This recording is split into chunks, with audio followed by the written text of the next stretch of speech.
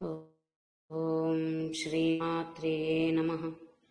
Yeah దేవీ సర్వభూతేషు శక్తిరూపేణ సంస్థితా నమస్తస్యై నమస్తస్యై నమస్తస్యై నమో నమః।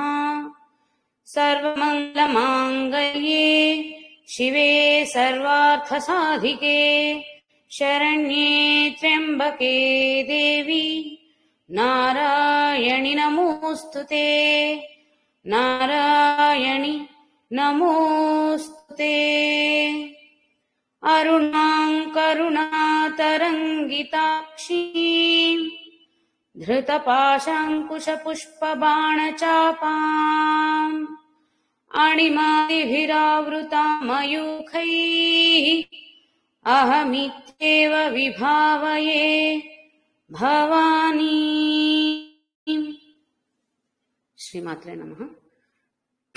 కిందటి క్లాస్లో మనం కులోత్తీర్ణ భగారాధ్య మాయా మధుమతీమహి గణాంబా గుహ్యకారాధ్య కోమలాంగి గురుప్రియ మాయా స్వరూపమైన ఆ పరబ్రహ్మం ఆ పరమాత్మ అమ్మవారి తత్వం మధుమతిగా సూర్య రూపంలోను మహిగా భూమి రూపంలో కూడా మనల్ని ఉద్ధరిస్తుంది।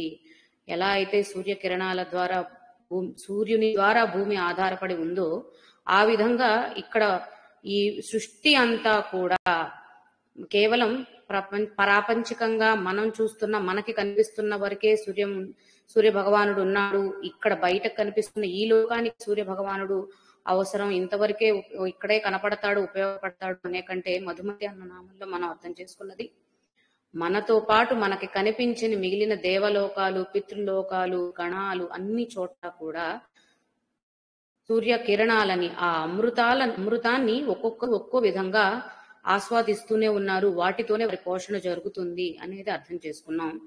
దానికి ఉదాహరణగా అంటే సూర్య భగవాను రూపంలో ఆ తల్లి ఎలా మనకి కరుణిస్తుంది అని అనుకున్నప్పుడు అదే విధంగా మహి భూమి రూపంలో కూడా ఇక్కడ ఉన్న వృక్ష సంపద కావచ్చు, రత్న మాణిక్యాలు వైఢూర్యాలు, భూమిలో ఉండే ఖనిజాలు ధాతువులు ఇవన్నీ కూడా ఎంతో మనకి ఏదో అంటే వాటి యొక్క సృష్టికి కారణం ఆ తల్లే, అవి మళ్ళీ మనకు ఉపయోగపడేలా చేసిన కారణం కూడా ఆ తల్లి। అంటే మనల్ని ఉద్ధరించడం కోసం ఇన్ని విధాలుగా ఇన్ని రూపాలలో ప్రకటీకృతం అవుతూనే ఉంది। అంతటా తల్లిని చూడాలి అని అనడానికి కారణం ప్రతి వస్తు విషయంలోనూ ప్రతి వస్తువు ఏర్పాటు అనేది లేదా ప్రతి స్థితి ఏర్పాటు అనేది మన కోసమే। మన అంటే అందరము అండి, సృష్టిలో ఉన్న అందరం జీవరాశులు జాతులు, ఎందుకంటే గణాంబ తర్వాత అర్థిస్తున్నాం అన్ని గణములకు తల్లి అని। గణములు అంటే అన్ని గణాలు వస్తాయి, జంతు గణం, పక్షి గణం, ప్రతిది దేవగణం, రాక్షస గణం, అన్ని గణములకు ఆ తల్లే ఆద్యురాలు కాబట్టి గణాంబ అని। అలాగే గణపతి తల్లి గణాలకు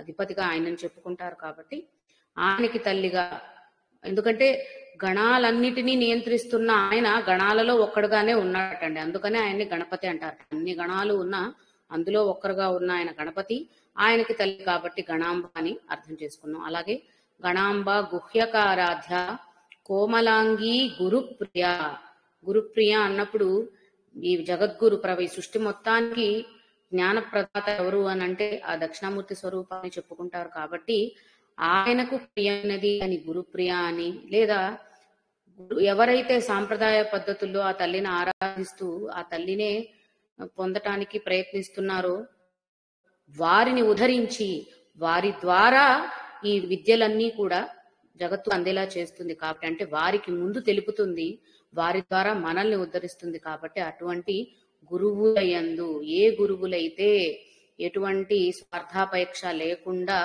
నిజమైన భక్తి శ్రద్ధలతో తల్లిని ఆరాధిస్తారు వారిని గురువులుగా చెప్పుకుంటూ వారి యందు ప్రీతి కలిగినది అని గురుప్రియ అన్న నామంలో 2 రకాల అర్థాలని మనం గ్రహించడానికి ప్రయత్నించాం। ఇప్పుడు ఇవాళ తర్వాతి శ్లోకంలోకి ప్రవేశించినట్లయితే స్వతంత్ర సర్వతంత్రేషి దక్షిణామూర్తి రూపిణి స్వతంత్ర సర్వతంత్రేషి దక్షిణామూర్తి రూపిణి సనకాది సమారాధ్య ఒకటే నామం శివజ్ఞాన ప్రదాయిని స్వతంత్ర అన్నప్పుడు నామార్థంగా మనకేం అర్థం చేసుకోగలుగుతాం? స్వతంత్రురాలు, ఎవరి మీద ఆధారపడి లేదు, ఎవరి నియంత్రణలో లేదు, ఎవరి నియామకంలో లేదు, ఆవిడ అంతటా స్వతంత్రురాలు. అందుకనే ఎక్కడైనా ఎప్పుడైనా ఎలాగైనా ఎన్ని విధాలుగా అయినా ఉంటుంది అనేది మనకి స్వతంత్ర అన్న నామంలో సులభంగా అర్థమవుతుంది. ఎందుకంటే అంటే ఇక్కడ అది సహజంగా మన నామార్థంలో తీసుకునేది స్వతంత్ర అన్నప్పుడు. ఇంకా తంత్రము అన్నప్పుడు ఏంటి అంటే తంత్రము అన్నప్పుడు వేరే వ్యతిరేకార్థం ఏమీ లేదండి. తంత్రము అంటే విద్య అని. ఏం విద్యలు అని అంటే వేదాల పరంగా తంత్రానికి చెప్పిన అర్థం ఏంటి అంటే దైవారాధనకి కూడినటువంటి విధానము, పద్ధతి ఏదైతే ఉంటుందో దానినే తంత్రము అని అంటారట. అంటే అవి యజ్ఞ యాగాదులు అవ్వచ్చు, జపము తపము అవ్వచ్చు, పూజాధికాలు అవ్వచ్చు, వీటన్నిటినీ కలిపి తంత్రాలనే అంటారండి. కాబట్టి ఎన్నో రకాల తంత్రాలు. అంటే ఇప్పుడు మనకి తంత్రము అనగానే వ్యతిరేక అర్థంలోనే అర్థం చేసుకోగలుగుతాం. క్షుద్ర పూజలు చేసేవారు తంత్రాలు అవన్నీ అర్థం చేసుకుంటాం కదా. తంత్రము అంటే అర్థం ఆ విధంగా కాదు. తంత్రము అంటే దైవారాధనని చేసే విధానాలను ఏమైతే ఉన్నాయో వాటన్నిటినీ తంత్రములు అని అంటారు.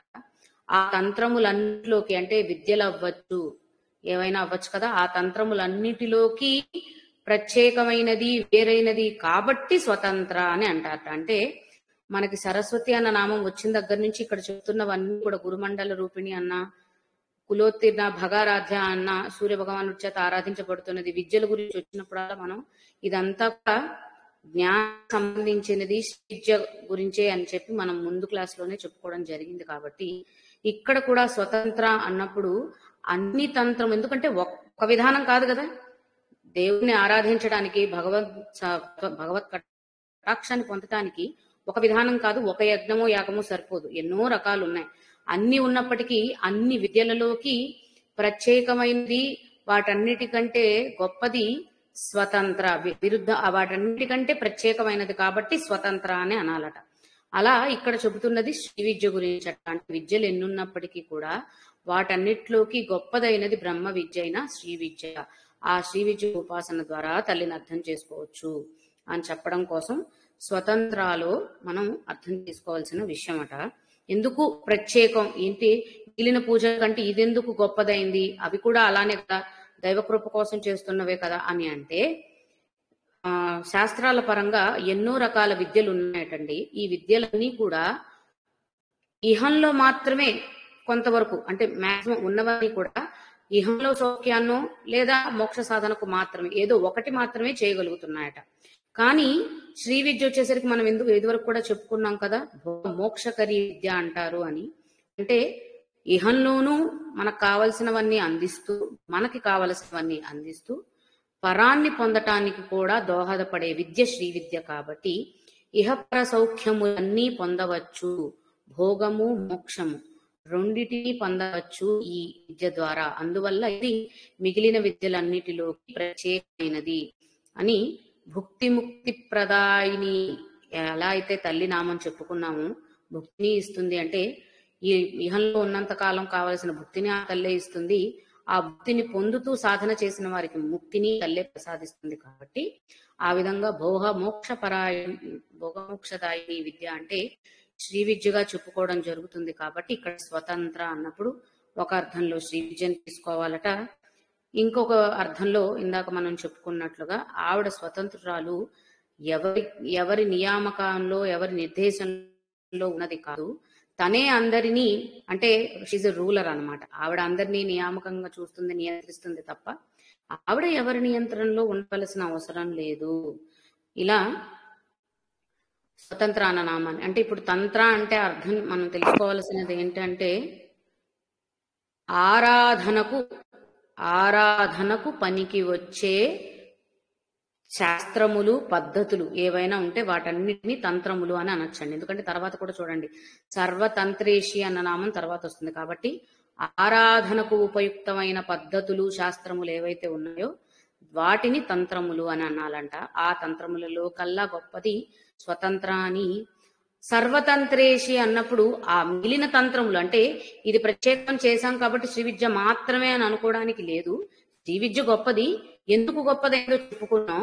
అదేవిధంగా ఇంకా ఎలా దాని గొప్పతనాన్ని చెప్తున్నాము అంటే సర్వతంత్రములకు కూడా, అంటే అన్నిటికీ కూడా ఈసి అంటే ఉన్నత స్థానమైనది కదా, అన్నిటికంటే గొప్పది ప్రత్యేకమైనది అని ఇందాక చెప్పుకున్నాం. అన్నిటిని అంటే ఒక శ్రీ విద్య చేస్తే మిగిలిన విద్యలన్నీ చేసినట్టుగా అనిపిస్తుంది అనమాట. ఎందుకంటే అన్నిటికి సంబంధించిన సారమంతా ఈ శ్రీ విద్యలోనే ఉంది కాబట్టి అన్ని తంత్రములకు ఈసి అంటే నాయకురాలుగా ఈ తల్లిని చెప్పు. అంటే అన్ని తంత్రములు అంటే అన్ని శాస్త్రములు తల్లి నుంచే వచ్చాయనుకున్నాం. ఆ తల్లిని శ్రీ విద్యా స్వరూపంగా తీసుకున్నాం కాబట్టి అన్ని శాస్త్రములకు ఈ నాయికగా సర్వతంత్రేసి అన్న నామాన్ని మనం గ్రహించవచ్చు అనమాట. ఆ విధంగా స్వతంత్ర సర్వతంత్రేసి, ఇంకా వేరేది ఇంకొకటి చెప్పడానికి లేదు కాబట్టి ఈ దేవుడా ఆ దేవత అని అనడానికే లేదనమాట. అన్ని దేవతా రూపాలు తీసుకున్నా వారిని ఆరాధించడానికి చేసే తంత్రములు, ఇందాక పద్ధతులు ఏవైతే అని అనుకున్నామో వాటన్నిటిలోకి కూడా ఉన్నతమైనది ఇది. ఎందుకు అంటే ఇందాకే మనం అర్థం చేసుకున్నాం కాబట్టి. ఎందుకంటే ఉపనిషత్తులు చదివినప్పుడు కూడా కొన్ని ఉపనిషత్తులు చెప్పబడ్డాయటండి, వాటిలో కేవలం మోక్ష సాధన గురించి మాత్రమే చెప్పబడిందట. ఇహంలో ఎలాగా అనే దాని గురించి అందులో వర్ణించలేదట. అంటే ఆ ఉపనిషత్తుల ద్వారా కేవలం ఆ జ్ఞానాన్ని మాత్రమే, ఆ ఉపనిషత్ శాస్త్రాలను చదివితే మోక్ష సాధనకు ఉపయోగపడే ఆ జ్ఞానాన్ని మాత్రమే పొందగలుగుతాం. కానీ శ్రీ విద్యోపాసన చేసినట్లయితే దాన్ని రెండింటినీ కలిపి పొందుతున్నాం కాబట్టి ఇహంలో పరంలోనూ కావలసినటువంటి జ్ఞానాన్ని పొందుతున్నాం. సర్వజ్ఞాన ప్రదాయనిగా తల్లిని చూడొచ్చు కాబట్టి సర్వతంత్రేషి అన్నప్పుడు అన్ని శాస్త్రములకు నాయిక. ఎందుకు అంటే ఆవిడే దక్షిణామూర్తి రూపిణి. ఎందుకు దక్షిణామూర్తి రూపిణి అని అన్నారంటే సరస్వతి రూపం దక్షిణామూర్తి రూపం కేవలం స్త్రీ భేదమైనటండి. రెండు కూడా జ్ఞానప్రదాతలేనట. రెండు రూపాలు అంటే జ్ఞానాన్ని ప్రసాదించడానికి, మన మేధస్సుని బుద్ధిని పెంచటానికి కావలసిన శక్తిని ఇచ్చే దేవతలు సరస్వతి లేదా దక్షిణామూర్తి. రెండు స్వరూపాలు ఆ బుద్ధిని జ్ఞానాన్ని ప్రసాదిస్తున్నాయి కాబట్టి మనం కేవలం నామ వ్యత్యాసం మాత్రమే అక్కడ చూడగలం తప్ప వేరే ఇంకేమీ మార్పు లేదట. అందువల్ల ఇప్పుడు అన్ని తంత్రములలోని గొప్పదైనటువంటిది, అన్ని తంత్రములకు అన్ని శాస్త్రములకు అధినాయకురాలు, ఉన్నత స్థితి అయినటువంటి ఆ శ్రీ విద్యా స్వరూపాన్ని దక్షిణామూర్తి రూపంగా చెబుతున్నారట. ఎందుకు అనంటే దక్షిణామూర్తి శివస్వరూపమే కదండి. ఆ దక్షిణామూర్తి రూపిణి అంటే దక్షిణామూర్తి రూపించి ఇచ్చినది, అంటే రచన చేసి ఇచ్చినది. మనం సృష్టి జరగాలనుకున్నప్పుడు స్వామి శక్తిని, పరమాత్మ శక్తిని తోడు చేసుకుని సృష్టి ఆరంభం చేశాడు అనేది ముందు నామాల్లో కూడా అర్థం చేసుకున్నాం కదా. ఆ విధంగా ఆ శక్తిని ఆయనే పంపించాడు. ఆయన సృష్టి చేయడానికి మొదలు అనుకున్నప్పుడు శక్తిని సృష్టించుకోవడం జరిగింది అన్నట్టుగా భావన చేస్తే ఇక్కడ కూడా ఆ దక్షిణామూర్తి ద్వారా జ్ఞాన ప్రసాదిని విద్యగా శ్రీ విద్య అందించబడినదట. అందువల్ల ఆ శ్రీ విద్యని దక్షిణామూర్తి రూపించి ఇచ్చిన విద్య కాబట్టి ఎందుకు మనం ఉద్ధరించడానికి, మనం జ్ఞానాన్ని పొందటానికి, అజ్ఞానాంధకారమైనటువంటి అంటే మాయామోహాల్లో ఉండేటువంటి జనులందరినీ ఉద్ధరించడానికి, జ్ఞానపు వెలుగుల్ని వారిలో ప్రసరింప చేయడానికి దక్షిణామూర్తే శ్రీ విద్యని రచించి ఇవ్వడం జరిగింది. రూపించి అంటే దాన్ని పూర్తిగా పరిపూర్ణమైనటువంటి ఒక విధానాన్ని తయారు చేసి ఇవ్వడం జరిగింది కాబట్టి దక్షిణామూర్తి రూపిణి అని మనం శాస్త్రార్థాన్ని తీసుకోవచ్చట. ఇంకొకటి మనం గురుప్రియ అన్నప్పుడు కూడా అర్థం చేసుకోవడానికి ప్రయత్నించాం. దక్షిణామూర్తి స్వరూపము అని అంటే ఏకస్వరూపంగా కాక అయ్యని అమ్మని కలిపి ఉన్న స్వరూపంగా, అంటే మనకి శివపార్వతులు ఇద్దరు అర్ధనారీశ్వరులుగా ఉంటారు అనేది మనకు పురాణాల ద్వారా అర్థమవుతున్న విషయం. ఇంకా దక్షిణామూర్తి విషయంకి వస్తే, దక్షిణామూర్తి రూపానికి వచ్చినట్లయితే కనుక మనం ముందటి క్లాస్లో చెప్పుకున్నట్లుగా ఆ శక్తి స్వరూపం ఆయనలోనే లీనమై ఉన్నటువంటి స్థితిని దక్షిణామూర్తి స్థితి అనాలట. ఎందుకు అంటే మనం గనక ఒక ఫంక్షన్కి వెళ్ళాలి, అకేషన్స్కి వెళ్ళాలి అని అనుకోండి, ఒక్కొక్క అకేషన్కి తగ్గట్టు డ్రెస్సింగ్ అనేది ఉంటది కదండి. పెళ్ళైతే ఒకలాగా, ఇంకొక పేరంటం అయితే ఒకలాగా ఇలా ఉంటుంది, లేదా గుడి అయితే ఒకలాగా, ఒక దేవతారాధనకు ఒకలాగా, ఇలా రకరకాలుగా. అలాగే ఆ పరమాత్మ కూడా సృష్టికి అవసరమైన విషయ వస్తువులను ప్రసాదించేటప్పుడు ఆయా అవసరాలకు తగ్గట్టుగా ఒక అవతారాన్ని ధరించడం జరిగిందట. మనం బట్టలు వేసుకున్నట్టుగా ఆయన అవతారాన్ని ధరించాడు. అలాగా ఈ సృష్టికి జ్ఞానాన్ని ప్రసాదించటం కోసం ఆ తల్లి శక్తిని కూడా తనలోనే లీనం చేసుకొని దక్షిణామూర్తి స్వరూపముగా ఉద్భవించడం జరిగిందట, అవతరించడం జరిగిందట. అందువల్ల దక్షిణామూర్తి అన్నప్పుడు ఎప్పుడు కూడా తల్లి తండ్రి వేరుగా ఉండరు అని చెప్పడానికి ఇంకొక అర్థంగా కూడా మనం గ్రహించాలి. అమ్మ వేరు అయ్య వేరు కాదు. అయ్యను ఉపాసన చేస్తే అమ్మవారు, అమ్మవారిని ఉపాసన చేస్తే అయ్యవారు, ఇద్దరి అనుగ్రహం ఉంటుంది అని అర్థం చేసుకోవాల్సిన అవసరం ఉంది అని మళ్ళీ ఇంకొకసారి ఆ విధంగా దక్షిణామూర్తి అన్నప్పుడు ఇంకో విషయం ఏం చెప్పుకున్నాం, దక్షిణ అంటే కుడి భాగం అని, వామము అంటే ఎడమ భాగం అని, వామాన్ని లీనము చేసుకున్న మూర్తి స్వరూపంగా దక్షిణామూర్తిని. అంటే దక్షిణ అంటే కుడి భాగం మాత్రమే ఉందంటే కొంత భాగమే ఉందని కాదు కదా, పరిపూర్ణ స్వరూపం. ఎందుకంటే వామం కూడా కలిసిపోయి ఉంది, కనిపించకుండా. ఎలా అయితే ఆత్మ చైతన్యాన్ని అనుభవం చెందగలుగుతున్నాం తప్ప చూడలేకపోతున్నాము, లేదని చెప్పలేకపోతున్నాము. ఈ జగత్తంతా విశ్వవ్యాపి అయిన పరమాత్మ అంతటా ఉంది, అన్నిటిలో ఉంది. కానీ ఏ విధంగా ఏ రూపంలో ఉందో ఎలా అయితే గ్రహించలేకపోతున్నాము, అదే విధంగా ఇక్కడ కూడా ఆ తల్లి అంటే ఆ పరాశక్తి కలిసిపోయి పరమాత్మగా ఉండి జ్ఞానప్రదాయనిగా దక్షిణామూర్తి రూపంలో మనల్ని కటాక్షిస్తుంది అని అర్థం చేసుకోవచ్చట. దక్షిణామూర్తి స్వరూపం అందుకని, అంటే దక్షిణామూర్తి అంటే ఏ విద్యల్ని ప్రసాదించేస్తాడు, ఏం వరాలు అందించేస్తాడు అనే కంటే కూడా ఎప్పుడూ కూడా ప్రశాంతదనంతో ఒక చిదానందముతో ఉండేటువంటి మూర్తి స్వరూపాన్ని దక్షిణామూర్తి స్వరూపంగా మనం చాలా చిత్రపటాల్లో చూడడం కూడా జరిగింది. అలాంటి ఒక ప్రశాంతమైన స్థితిని దక్షిణామూర్తి స్థితిగా, ఎందుకంటే సర్వజ్ఞాని అయిన తరువాత ఇంకేముంటుందండి, ఇంకేం ఉండదు కదా. సర్వజ్ఞాని అయిన వారికి ఏ వ్యత్యాసాలు, ఏ తారతమ్యాలు, ఏ భేదాలు కనిపించవు, ఉండవు. కాబట్టి ఆ ప్రశాంతవదనం మాత్రమే మనకి అర్థమవుతుంది. అలా ఉండేటువంటి స్వరూపాన్ని దక్షిణామూర్తి స్వరూపంగా అర్థం చేసుకోవచ్చట. ఇంకొకటి నామపరంగా అర్థం తీసుకోవాల్సి వచ్చినప్పుడు ఏం చెప్తున్నారంటే దక్షిణ అమూర్తి, రెండు నామాలు తీసుకున్నారు. దక్షిణ అమూర్తి రూపిణి. దక్షిణ అంటే సగుణ స్వరూపం అట, అమూర్తి అంటే అర్థమవుతుంది కదా నిర్గుణ స్వరూపం, ఎటువంటి ఆకారము ఏ లక్షణము లేనిది. ఈ సగుణ నిర్గుణ స్వరూపాల కలయికనే దక్షిణామూర్తి స్వరూపంగా చెప్పాలట. దక్షిణ అంటే చెప్తున్న మరొక అర్థం సామర్థ్యము, సమర్థత. దక్షత అని అంటారు కదా, దక్షత కలిగిన వారు అని వింటూ ఉంటాం. అలా సమర్థతని దక్షిణకి ఒక అర్థంగా చెప్తారు. ఇక్కడ స్వామి గురించి వచ్చినప్పుడు, పరమాత్మ గురించి వచ్చినప్పుడు సమర్థత అంటే ఏంటి అంటే సృష్టి స్థితి లయ కారకుడైన ఆ పరమాత్మ సృష్టి స్థితి లయలన్నిటినీ కూడా సక్రమంగా నిర్వర్తించడం అనేదే ఆ పరమాత్మ యొక్క సామర్థ్యాన్ని సూచిస్తుంది. కాబట్టి అక్కడ ఆ సమర్థమంత విషయాన్ని దక్షిణ నామంలో అర్థం చేసుకుంటూ, అలాగే అది సగుణ స్వరూపం, సృష్టి స్థితి లయ అనిపించేవే కదా అవన్నీ, వచ్చేది పోయేది అంతా అర్థమవుతున్న విషయం. కాబట్టి అది సగుణాకారాన్ని తెలిపితే, అమూర్తి అన్నప్పుడు నిర్గుణాకార స్వభావాన్ని, స్వరూపాన్ని మనకి తెలియపరుస్తుంది. అలా దక్షిణ అమూర్తి దక్షిణామూర్తి అవుతుంది.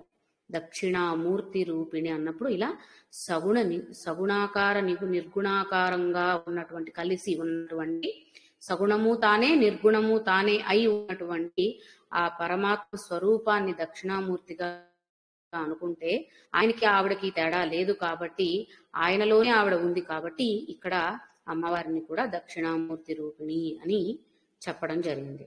తర్వాత సనకాది సమారాధ్య, సనక సందనాదుల చేత కూడా ఆరాధించబడిన తల్లి అని ఒక అర్థం అని అర్థమైపోతుంది నామాన్ని బట్టి. ఇక్కడ మనం శ్రీ విద్య గురించే అర్థం చేసుకుంటున్నాం కాబట్టి ఇక్కడ చెప్తున్నది ఏంటంటే సనక సనందనాదుల ద్వారా ఈ శ్రీ విద్య భూమి మీదకి వచ్చిందట. అంటే దక్షిణామూర్తి సృష్టించినది, రూపించినది అని ఇందాక అర్థం చెప్పుకున్నప్పటికీ ఆయన ద్వారా మొదట సనక సనందనాదులకి ప్రసాదించబడి వారి ద్వారా మనందరికీ వచ్చిందట. అది అందుకని సనకాది సమారాధ్య అన్న నామంలో అర్థం చెప్తున్నారు అన్నమాట. దీనికి పురాణాల్లో చెప్తున్న కథ ఏంటంటే సనక సనందనులు ఒకసారి బ్రహ్మ విద్యను పొందాలన్న ఉద్దేశంతో బయలుదేరి కైలాసానికి వెళ్తారట.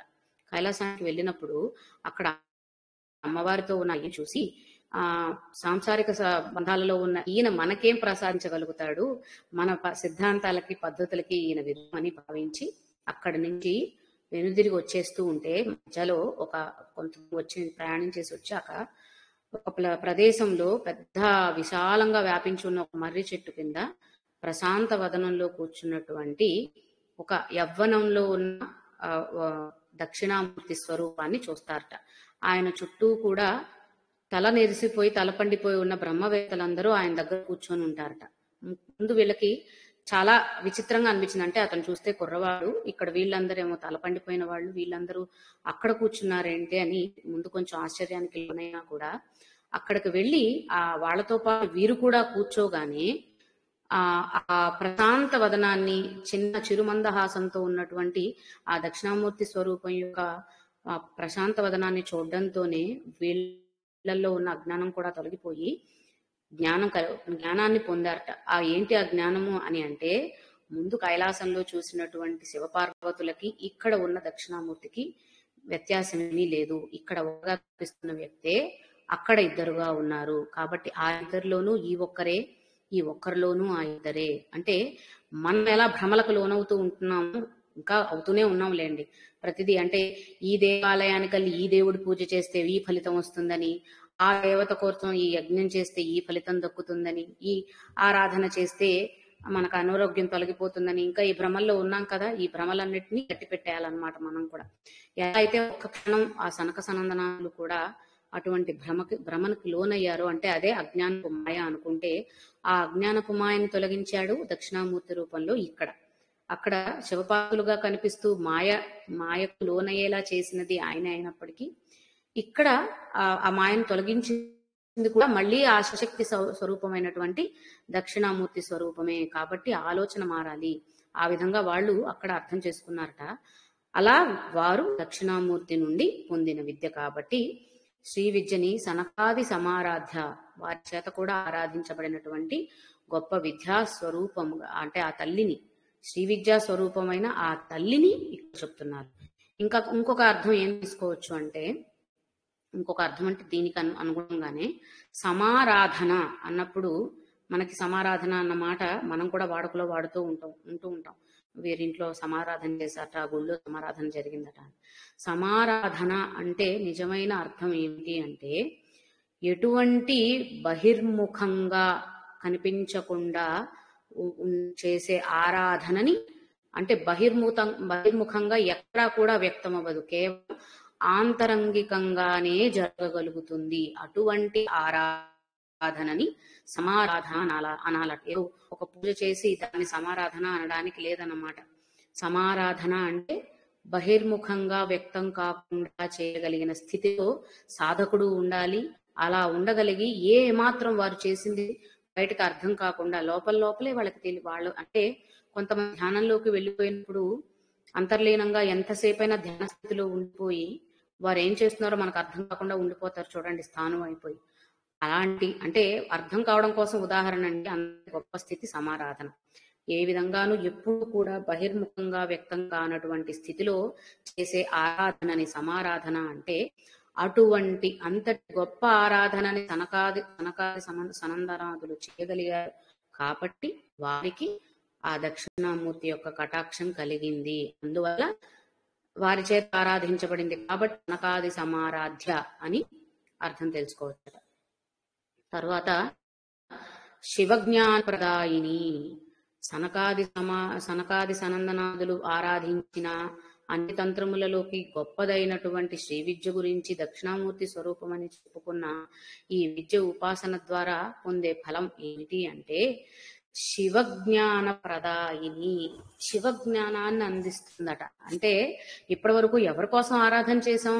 ఇప్పుడు లలితా సహస్రనామాలు చదువుకుంటున్నా, ఇంకొకటి ఆరాధన చేసిన శ్రీ విద్య అన్న మనకేంటి అర్థమయ్యేది? తల్లిని ఆరాధిస్తున్నాం, తల్లి కోసం ఆరాధిస్తున్నాం అనే కదా. కానీ ఆ తల్లి ఏం ఫలం ఇస్తుంది మనకి? శివజ్ఞానాన్ని అందిస్తుందట. ఇంత చేసి తల్లిని ఆరాధిస్తున్నాం అని మనం అనుకుంటే పొందుతున్న ఫలం ఏంటి చూడండి, శివజ్ఞానాన్ని. అంటే నిజమైన శివతత్వాన్ని అర్థం చేసుకునే జ్ఞానం తల్లిని ఆరాధించటం వల్ల, అంటే తల్లి తండ్రి పరిచయం చేస్తుంది అన్నమాట. అంతే కదా. మనకి ఇక్కడ సృష్టిలో కూడా బిడ్డ పుట్టిన తర్వాత బిడ్డకి తల్లే తండ్రిని చూపించి చెప్పాలి. అప్పుడే బిడ్డకి ఈయనే తండ్రి అని అర్థం. ఆ విధంగా శ్రీ విద్య ఉపాసన ద్వారా ఆ తల్లిని ఆరాధిస్తే ఆ తల్లి శివాన్ని మనకి పరిచయం చేస్తుంది.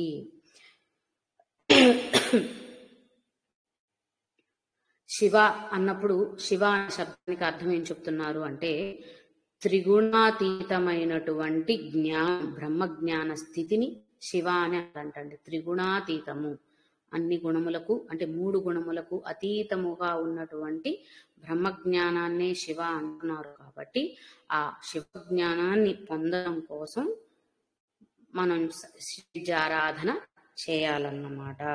శివ అన్న శబ్దానికి పురాణాల్లో చెప్పిన మరొక అర్థం ఏమిటి అంటే చైతన్యమై నిర్మలమై జ్ఞానమయమై ఉన్నటువంటి శాంత భావననే శివం అని అనాలటండి.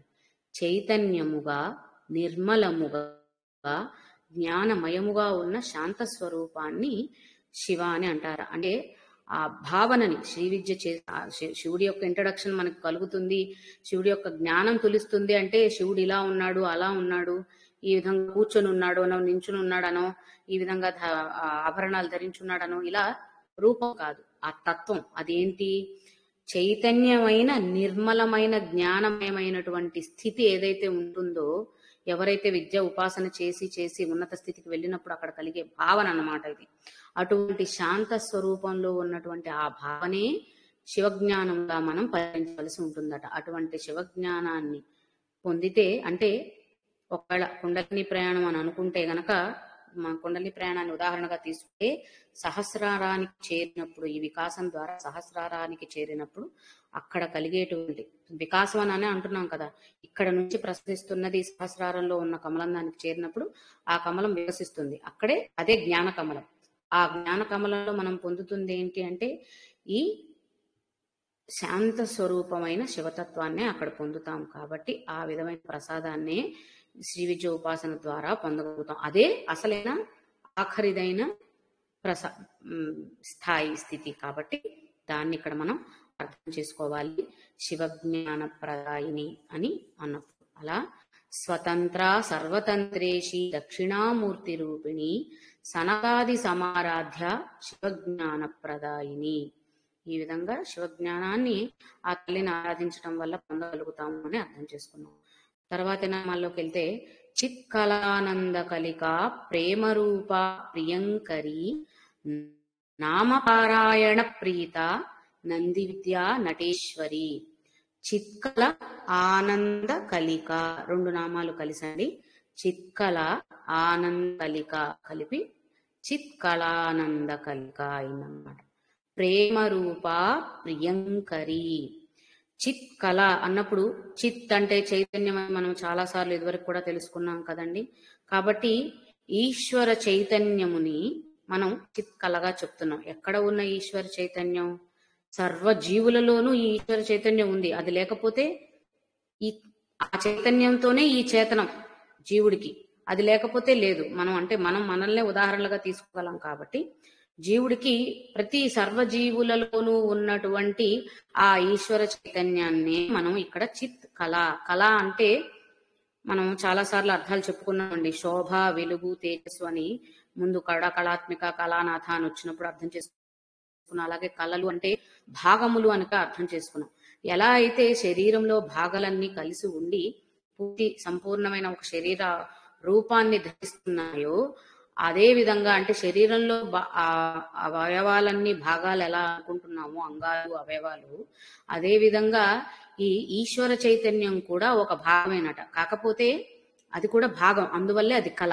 చిత్ కళ అంటే చిత్ చైతన్యము అనేది భాగమైపోయినది.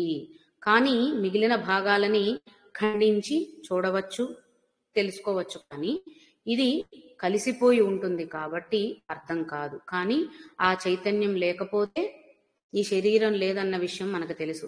హృదయ స్పందన కోసమైనా, కళ్ళ కోసమైనా, అంటే మన ఇంద్రియాలు పనిచేయడం కోసమైనా, వేటి కోసమైనా సరే, ఇంద్రియాల అమరిక మాత్రమే సరిపోదు, అవయవాల పేర్చి ఉండడం మాత్రమే సరిపోదు. కాబట్టి వాటన్నిటిలో వాటి వాటి చర్యలు క్రమంగా నిర్వహణ జరగడానికి కావాల్సినటువంటి శక్తి ఏదైతే ఉందో ఈశ్వర చైతన్యం, ఆ ఈశ్వర చైతన్యం ప్రతి ఒక్కరిలోనూ ప్రతి ఒక్క చోట ఉంటుంది. కాబట్టి ఇప్పుడు చెట్లు చూసుకుంటే చెట్టు వృక్షం మొక్క నుండి ఎదగటం దగ్గర నుండి తర్వాత పుష్పించడం, పూలు పూయడం, కాయలు పండ్లు కాయడం, ఇవన్నీ కూడా ఏ శక్తితో జరుగుతున్నాయి?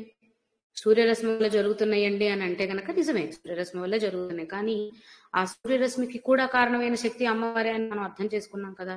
కాబట్టి సృష్టిలో తీసుకున్న ప్రతి విషయానికి కూడా కార్యకరణ శక్తి అని అన్నప్పుడు ఆ తల్లే. కాబట్టి ఆ ప్రతి ఒక్క చోట ప్రతి ఒక్క జీవరాశిలోనూ ఉన్నటువంటి ఆ ఈశ్వర చైతన్యాన్ని మనం చిత్ కళగా భావించాలట. ఆ ఈశ్వర చైతన్యంతోనే ఇదంతా నడుస్తుంది. కాబట్టి అలా కలిసిపోయి భాగంగా ఉంది అని కళలు అన్న భాగం రూపంలోనూ అర్థం చేసుకోవచ్చు. ఆ శోభ అన్నప్పుడు ఎలా చెప్తారు అంటే కొంచెం జీవకళ ఉట్టి పడుతుందండి అని చెప్పుకుంటాం కదండి. అట్లా అంటే ఆ శోభ జీవం అనేది అదే కదా, ఈశ్వర చైతన్యం వల్ల ఆ జీవం. ఇప్పుడు కన్ను పని చేయాలన్నా, చేయి పని చేయాలన్నా, కాలు నోరు ఏది పని చేయాలన్నా ఆ చైతన్యం ఉన్నంత వరకే. ఒక్కొక్కటి పనిచేయడం మానేస్తుందంటే చైతన్యం యొక్క శోభ తగ్గిపోతుంది. ఈశ్వర చైతన్యం శోభ తగ్గిపోతుందంటే అంతిమ స్థితికి దగ్గరలో ఉన్ననే అర్థం. కాబట్టి ఆ జీవ కళ శోభ ఏదైతే ఉందో అది ఆ తల్లి వల్లే, ఆవిడే చిత్కళ అని కూడా అర్థం చేసుకోవాలన్నమాట. ఈ విధంగా చిత్కళ. తర్వాత ఆనంద కలిక. ఆనందము అంటేనే ఇంకా మళ్ళీ వర్ణించాల్సిన అవసరం లేనిది. కలిక అన్నప్పుడు చిన్న చిన్న పార్టికల్స్ ని కళికలు అని అంటూ ఉంటారు, అది మనకి తెలిసిందే. ఇక్కడ మామూలుగా శాస్త్రార్థం కలిక అన్నప్పుడు ఏంటి అంటే మొగ్గ రూపాన్ని కలిక అంటారటండి. అదేవిధంగా దీపశిఖ ఉంటుంది కదా, దీపశిఖ ఒక దీపాన్ని వెలిగించినప్పుడు జ్యోతిలో నుంచి వచ్చి పై శిఖ భాగం ఉంటుంది, పైన కొన భాగం, దానిని కూడా కలిక అని అంటారట. కాబట్టి ఇప్పుడు చిత్కలాగా ఈశ్వర చైతన్యంగా ఉన్న ఆ తల్లి ఆనంద కలికగా ప్రతి ఒక్కరిలోనూ భాసిల్లుతుంది. చిత్కళ అయిన తల్లే ఆనంద కలికగా ఉంది. అంటే కలిక కళ ఇవి తీసేస్తే మిగిలింది ఏంటండి? చిదానందం, చిత్ ఆనందం. కళ కలిక పక్కకు పెడితే చిత్ ఆనందం మిగులుతాయి. అప్పుడు చిత్ ఆనందమే చిదానందం అని మనకు అర్థమైన విషయమే కదా. ఈ చిదానంద స్వరూపమైన ఆ తల్లి కలలుగా కలికగా అంటే కలలుగా ప్రతి ఒక్కరిలోనూ ఉంది. కాబట్టి చిత్కళ కలికగా ఆ తేజస్సుని అంతటా, మరి కలిక అన్నప్పుడు దీపపు శిఖ అనుకున్నాం కదండి, ఆ దీపపు శిఖగా ఉండి ఆ వెలుగుని ఈ దేహమంతా ప్రసరింపచేసి తద్వారా అన్ని నాడులు, గ్రంథులు, అవయవాలు, ఇంద్రియాలు పనిచేసేలా చేస్తుంది. కాబట్టి కలిక అని కూడా అంటే చిదానంద స్వరూపమైనటువంటి కళారూపమైన ఆ కలికగానే ప్రతి ఒక్క జీవిలోనూ ఆ తల్లి ఉంది అని చిత్ కళానంద కలిక అన్న నామంలో అర్థం చేసుకోవచ్చు. ఇప్పుడు మొగ్గ అన్న అర్థాన్ని సూచిస్తూ ఎలా అంటే మొగ్గ దశ అంటే ఏంటండి? పూర్తిగా వికసించని దశ. అంటే చిత్కళగా ఆ తల్లి ప్రతి ఒక్కరిలోనూ ప్రతి ఒక్కరి హృదయంలోనూ ఉన్నప్పటికీ అది ఇంకా పూర్తిగా వికాసం జరగలేదు. కాబట్టి ఉందని అర్థం చేసుకున్న వారికి వికాసం స్టార్ట్ అవుతుంది. అప్పటి వరకు అది ముడుచుకు మొగ్గలాగా ఉండిపోవాల్సిందే. అలా పూర్తిగా పరిపక్వత రాని మనలాంటి వారందరిలోనూ ఆవిడ కలికగానే ఉంది. కానీ అంటే మనకి పరిపక్వత రాలేదు కాబట్టి, అటువంటి మానసిక పరిణతి రాలేదు కాబట్టి మనలో లేదా అంటే అలా కాదు కదా, ప్రతి ఒక్కరిలోనూ ఉంది. కాబట్టి ఆ పరిణతి, ఆ జ్ఞానస్థితి వచ్చిన వారికి వికసించి ఉంటుంది. అలా లేని వారికి ఇంకా మొగ్గ రూపంలోనే ఉంది, కానీ ఉంది. ఆ మొగ్గని జాగ్రత్తగా వికసింపచేయవలసిన బాధ్యత మన సాధన ఆ వల్ల చాచబడుతుంది. కాబట్టి అందుకు అక్కడ మొగ్గ స్వరూపంగా అర్థం చేసుకోవాల్సి వచ్చినప్పుడు పూర్తిగా వికసించినటువంటి బ్రహ్మజ్ఞానము, ఈశ్వర జ్ఞానము అయిన చిత్కళను మనం చిత్కళానంద కలికగా కూడా గ్రహించవచ్చు. ఇది చిత్కళానంద కలికకి చెప్పదగినటువంటి. ఇది కాకుండా ఇంకొకటి ఎలా చెప్తున్నారు అంటే యోగ పరిభాషలో ఇది అసలైన అర్థంగా కూడా గ్రహించవచ్చటండి. చిత్కళానంద స్థితి ఎప్పుడు కలుగుతుంది అంటే కంచిలో కామాక్షి అమ్మవారు పీఠం మీద ఆసీనురాలై ఉన్న స్థితి ఏదైతే ఉందో అంటే అది ఒక ప్రత్యేకమైనటువంటి యోగ భంగిమటండి.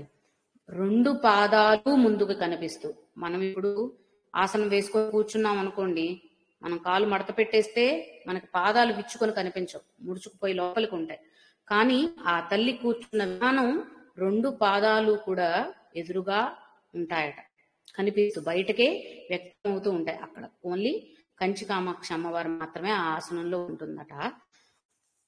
అటువంటి భంగిమలు అంటే యోగశాస్త్ర పరంగా చెప్తున్న విషయం, అటువంటి భంగిమలో కూర్చొనగలిగితే అప్పుడు పీఠ భాగం, ఆసన భాగం అంతా పూర్తిగా భూమికి తగులుతూ ఉన్నప్పుడు అక్కడ కుండలిని జాగృతం మొదలవుతుందంటండి. మూలాధార అంటే పీఠ భాగం మూలాధారానికి తాకుతుందట ఈ స్థానంలో కూర్చున్నప్పుడు, ఈ ఆసనంలో, స్థానం కాదు, రెండు పాదాలు బయటకి కనిపించే విధంగా కూర్చోగలిగిన పరిస్థితుల్లో పీఠ భాగం లేదా ఆసన భాగం దగ్గర మూలాధారం తగులుతుందట. అలా తగిలినప్పుడు కుండలిని జాగృతం అవడం మొదలయ్యి, అలా జాగృతమై కుండలిని ప్రయాణం ఎక్కడికి? సహస్రారానికే కదా ప్రసరిస్తుంది.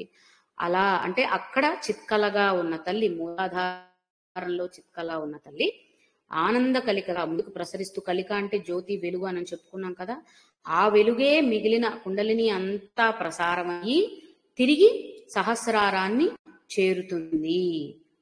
అక్కడ ఆ విధంగా కూడా యోగ పరిభాషలో చిత్కలానంద కలికకి అర్థాన్ని చెప్తారట. కాబట్టి మనకి ఇందాకే అనుకున్నాం కదా, ఎన్నో శాస్త్రాలు, విద్యలు ఉన్నాయి ఆ తల్లిని ఆరాధించడానికి అన్నప్పుడు చూడండి, యోగపరమైన అర్థం కూడా చెప్పారు. అంటే యోగాన్ని మనం నిత్యం సాధన చేయడం అనేది కూడా ఎప్పటికైనా సరే ఈ స్థితుల్లోకి తీసుకువెళ్ళేలా చేస్తుంది అన్నమాట.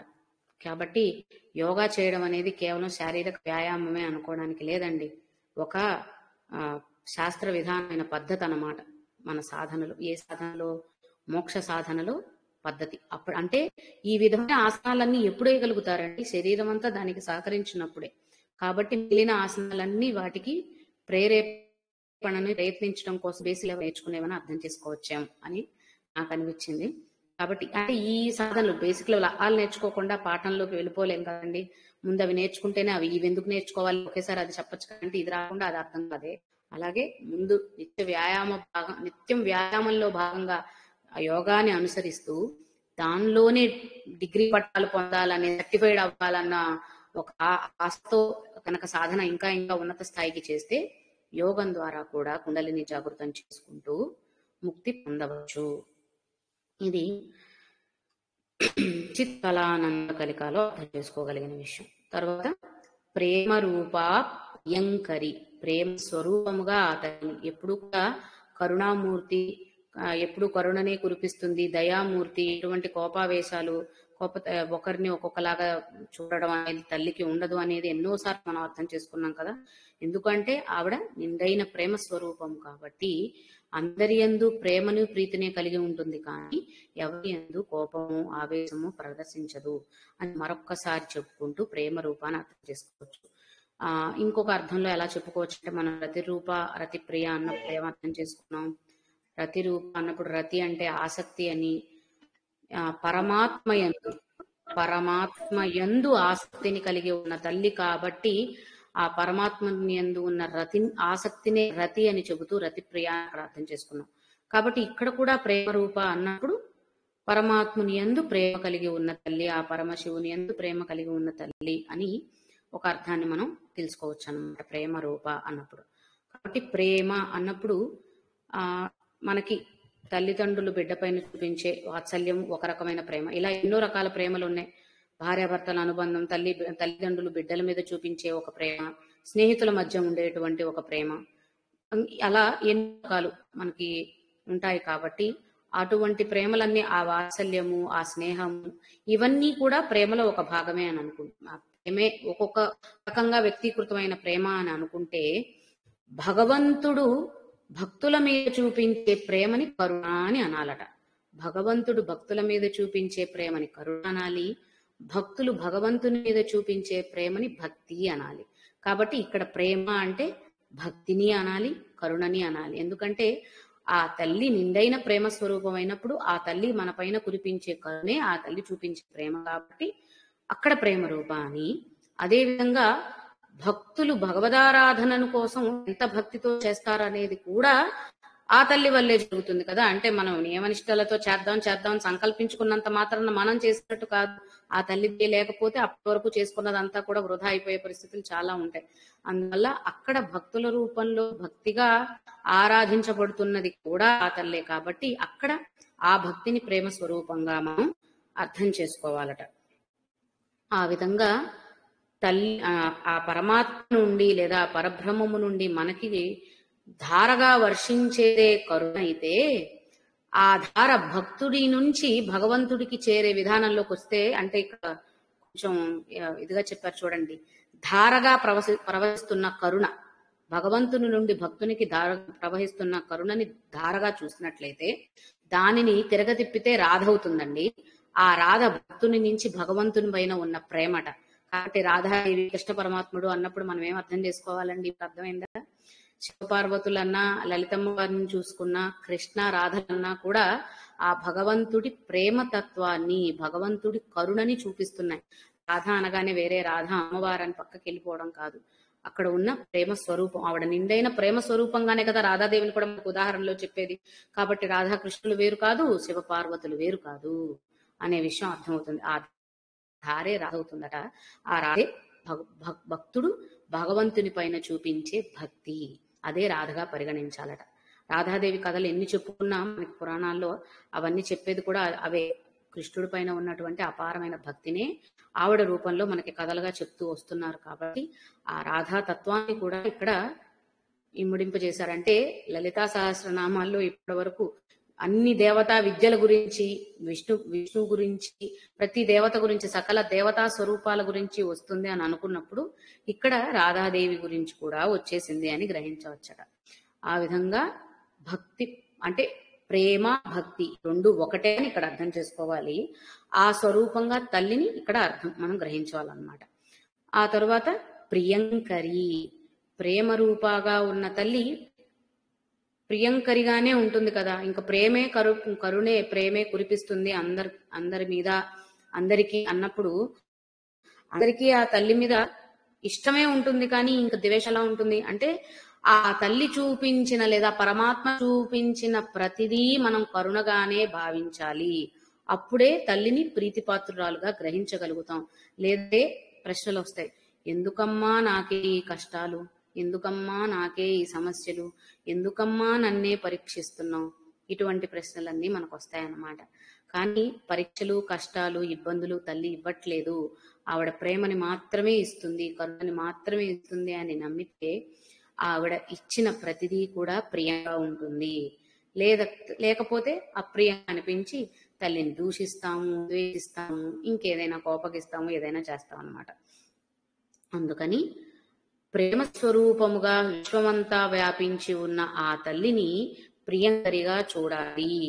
అన్నిట్లో అంతటా తానే ఉంది అన్నప్పుడు మనం ఎదుర్కొంటున్న పరిస్థితులు, మనం కలుస్తున్న వ్యక్తులు, మనం ఏదైనా సరే ప్రతి ఆ తల్లి స్వరూపమే. కాబట్టి అసలు సృష్టిలోనే ప్రియమైన వస్తువు అంటే ఇంకా తల్లేనటండి. అంటే సృష్టి అంతా ఉన్నది ఒకటే, ఇంకా వేరు వేరు లేవు. కాబట్టి అదంతా కూడా ప్రియమైనదే, ఆవిడ ప్రేమ రూప కాబట్టి ఆవిడని ప్రియంకరి అనాలట.